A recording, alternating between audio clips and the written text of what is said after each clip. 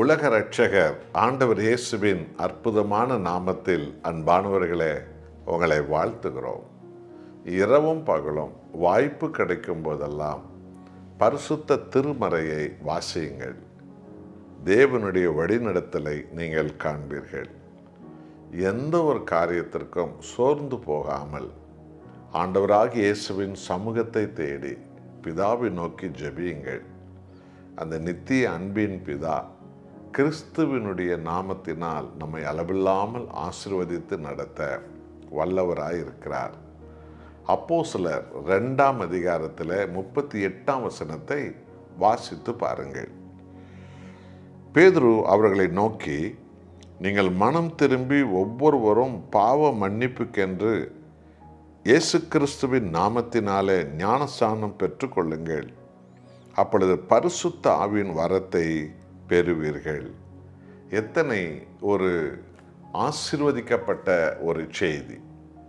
இந்த உலகம் முழுவதும் எப்பேற்பட்ட ஒரு பாவியும் இனி நான் பாவம் செய்ய மாட்டேன், என் பாவங்களை மன்னியும் ஆண்டவரே இயேசுவே என்று சொல்லி உலக இரட்சகர் ஆண்டவர் இயேசுவின் சமூகத்தை அவன் தேடி மனம் திரும்பி இயேசுவை தேடி ஆண்டவராக இயேசு கிறிஸ்துவோடு கூட பாவத்துக்கு மரித்து இயேசுவோடு கூட உயிர்த்தெழுத வாழ்க்கைக்கு தன்னை அர்ப்பணிக்கும் போது அந்த ஞானஸ்தானத்தின் அந்த வாசல்களிலே தன்னை அர்ப்பணித்து ஒப்படைக்கும் போது பரிசுத்த ஆவியானவருடைய வரம் அர்ப்பணிக்கிற ஒவ்வொருவருக்கும் அது கொடுக்கப்படுகிறது. அல்லேலூயா! தேவன் பாரபட்சம் பார்க்கிறவர் அல்ல. பிரசித்தி பெற்ற பிரசங்கிமார்களுக்கென்றும் சாதாரண மனிதர்களுக்கென்றும் பாரபட்சம் பார்க்கிறவர் தேவன் அல்ல. பைபிள் சொல்லுகிறது, எல்லோர் மேலும் என் ஆவியை ஊற்றுவேன் என்று வேதம் நமக்கு போதிக்கிறது.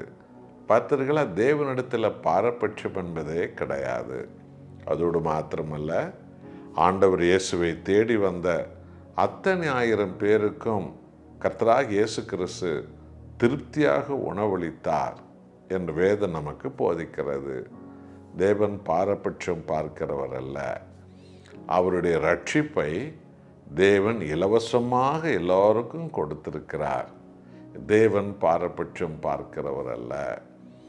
1 தீமோத்தேயு 2ஆம் அதிகாரம் 4ஆம் வசனம் சொல்கிறது, எல்லா ஜனங்களும் ரட்சிக்கப்படவும் எல்லோரும் சத்தியத்தை அறியவும் தேவன் சித்தமுள்ளவராயிருக்கிறார் என்று. பார்த்தீங்களா, எல்லாருக்கும் ரட்சிப்பு ஆண்டவராக இயேசு கிறிஸ்து வழியாய் இலவசமாய் கொடுக்கப்படுகிறது. தேவன் பாரபட்சம் பார்க்கிறவர் அல்ல. ஆகவே பாவத்தை விட்டு மனம் திரும்பி உண்மையான மூழ்கிய ஞானஸ்நானம் பெற்றுக்கொண்டவர்கள் மேல் பரிசுத்த ஆவியினுடைய வரங்கள் ஊற்றப்படுகிறது. அதை பெற்றுக்கொள்ளவே நாம் அழைக்கப்பட்டிருக்கிறோம்.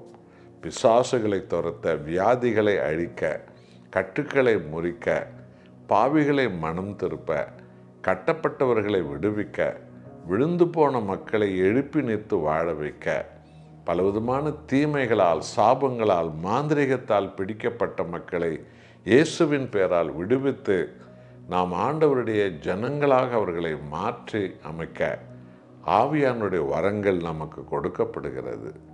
ஆண்டவராகிய இயேசுவின் நாமத்தினால், பிதாவின் நாமத்தினால், பரிசுத்த ஆவியின் முத்திரையால் ஞானஸ்நானம் பெற்றுக்கொள்ளக்கூடிய ஒவ்வொருவருக்கும் ஆவியின் வரங்களை தேவன் அளவில்லாமல் கொடுக்கிறார். அர்ப்பணிப்போமா? ஒப்பு கொடுப்போமா? பரிசுத்தாவின் வரங்களை பெற்றுக்கொள்ள நாம் மனம் திரும்பி இயேசுவின் நாமத்தில் பரிபூர்ண ஞானஸ்நானத்தை பெற்ற மக்களாய் வாழ ஒப்பு கொடுப்போம். ஜெபிப்போம். அன்பின் பிதாவே, மனம் திரும்பும் எந்த ஒரு பாவியும் ஆண்டவராக இயேசுவை இரட்சகராக மீட்பராக ஏற்றுக்கொண்ட ஞானஸ்நானத்தை பெற்றுக்கொள்ளும் போது பரிசுத்தாவின் வரங்களை எந்த நிபந்தனை இல்லாமல் எல்லோருக்கும் நீர் அளவில்லாமல் கொடுக்கிறீர். உமக்கு கோடி கோடி நன்றி ஆண்டவரே. என்னோடு ஜெபிக்கிற உமது பிள்ளைகளை உமது ஆவியின் வரங்களால் நிரப்பி ஆயிரம் ஆத்துமாக்களை ஆதாயப்படுத்துகிறவர்களாக இவர்கள் எல்லோரையும் மாற்றுங்க, ஆசீர்வதிங்க. ஒவ்வொருவரையும் சுகமாக்குங்கப்பா. இயேசுவின் பெயராலே ஒவ்வொருவரையும் முத்திரை போட்டு உமக்கு சாட்சியாய் நடத்துங்கப்பா. இயேசுவின் நாமத்தில் பிதாவே, ஆமென்.